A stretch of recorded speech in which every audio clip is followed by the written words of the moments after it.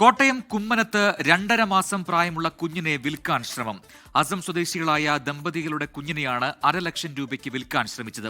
സംഭവത്തിൽ കുഞ്ഞിന്റെ അച്ഛനെയും ഇടനിലക്കാരനെയും കുമരകം പോലീസ് കസ്റ്റഡിയിലെടുത്തു.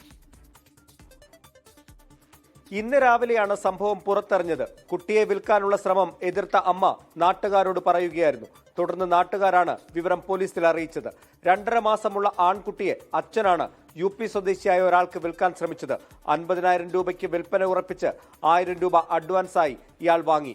2 തവണ കുട്ടിയെ കൈമാറാൻ ശ്രമം നടന്നുവെങ്കിലും അമ്മ എതിർത്തു.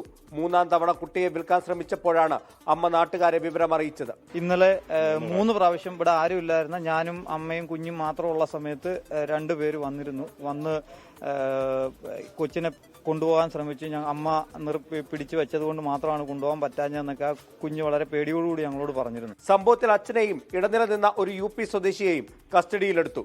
കുട്ടിയെ വാങ്ങാൻ വന്നയാളെ കണ്ടെത്താനുള്ള ശ്രമവും ആരംഭിച്ചിട്ടുണ്ട്. FIR രജിസ്റ്റർ ചെയ്ത ശേഷം ഇവരുടെ അറസ്റ്റ് രേഖപ്പെടുത്തുമെന്ന് കുമരകം പോലീസ് അറിയിച്ചു. 24 കോട്ടയം. ലോകത്തെവിടെയായാലും ഏത് സമയത്തും 24 വാർത്തകളും ഓഗ്മെന്റഡ് റിയാലിറ്റി പാക്കേജുകളും എക്സ്പ്ലെയിനറുകളും വിശദമായി കാണാൻ ഞങ്ങളുടെ YouTube ചാനൽ നിങ്ങൾക്ക് സബ്സ്ക്രൈബ് ചെയ്യാം.